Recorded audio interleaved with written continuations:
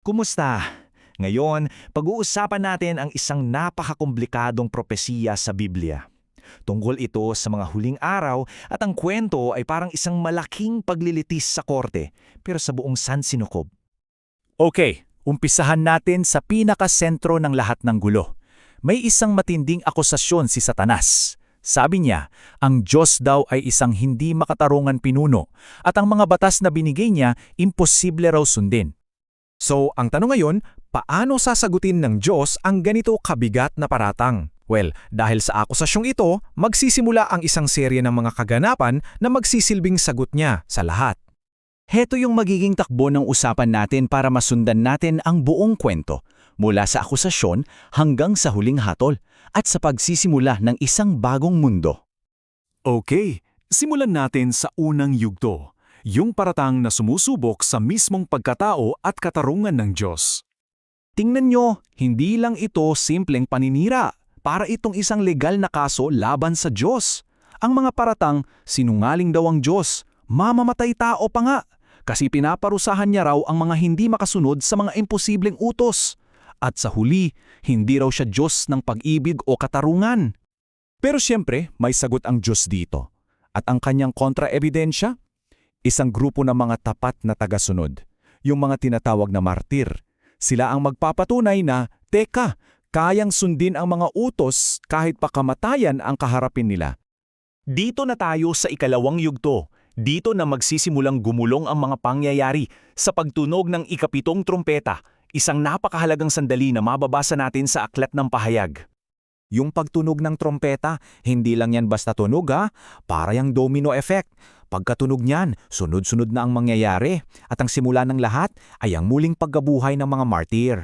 Itong unang pagkabuhay na maguli, ito yung pinaka-knockout punch kumbaga. Ito yung matibay na ebidensya. Pinapakita nito na ang batas ng Diyos ay patungo sa buhay, hindi sa kamatayan, direktang kasalungat ng sinasabi ni Satanas.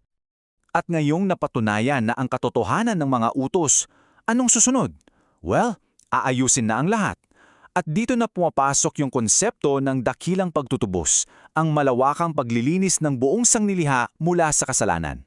Pero alam nyo, may dalawang muka itong paglilinis na to. Para sa mga nagsisisi at sumunod sa Diyos, ang mangyayari ay buburahin mismo ang posibilidad na magkasala pa ulit. Pero para sa mga hindi nagsisi, sila mismo ang buburahin kasama ng kasalanan. At hindi lang ito usapang espiritual. May pisikal na katumbas ito. 7 salot ang ibubuhos sa mundo bilang hatol sa lahat ng kawalang katarungan na nangyari, lalo na sa mga pumatay sa mga martir. Ngayon, nandito na tayo sa kasukdulan ng lahat, ang pinakaaabangan ng marami, ang pisikal na pagbabalik ni Kristo para isakatuparan na ang huling paghuhukom. Pagkatapos niyang magpakita sa himpapawid, tuluyan na siyang bababa dito mismo sa lupa. At ang una niyang gagawin, harapin ang mga makamundong kapangyarihan na kumakatawan sa kasamaan, yung tinatawag na halimaw at bulaang propeta. Sila'y hahatulan at itatapon sa lawa ng apoy. Si Satanas, anong mangyayari sa kanya? Well, may isang ritual sa lumang tipan na parang preview ng kapalaran niya. Kinukuha yung isang kambing, ipinapataw dito ang kasalanan ng lahat, tapos itatapon sa ilang. Simbolo ito ng pagkakagapos ni Satanas. Siya ay itatapon sa kalaliman sa loob ng 1,000 taon. So, ngayong nahatulan na at naigapos ang kasamaan, lilipas na ang lumang kaayusan. Dito na magsisimula ang huling yugto, ang paglikha ng isang bago at panibagong mundo. Ito yung sinasabing total reset. Ang unang langit at lupa ay wawasakin ng apoy. Isipin nyo, isang kumpletong paglilinis ng buong sanglilika para magbigay daan sa bago. Pero hindi ibig sabihin na magiging isang malaking bakanting espasyo ang lahat. Sa kabaliktaran, ito na yung paraiso na ipinangako, isang gantimpala para sa mga nananatiling tapat. Isipin mo, mahabang buhay, sariling tahanan, saganang ani, at maging ang mga hayop ay magkakasundo. Wala nang anumang makakasakit. At ang pinakamahalaga sa lahat ng ito, yung direktang presensya ng Diyos kasama ng mga tao.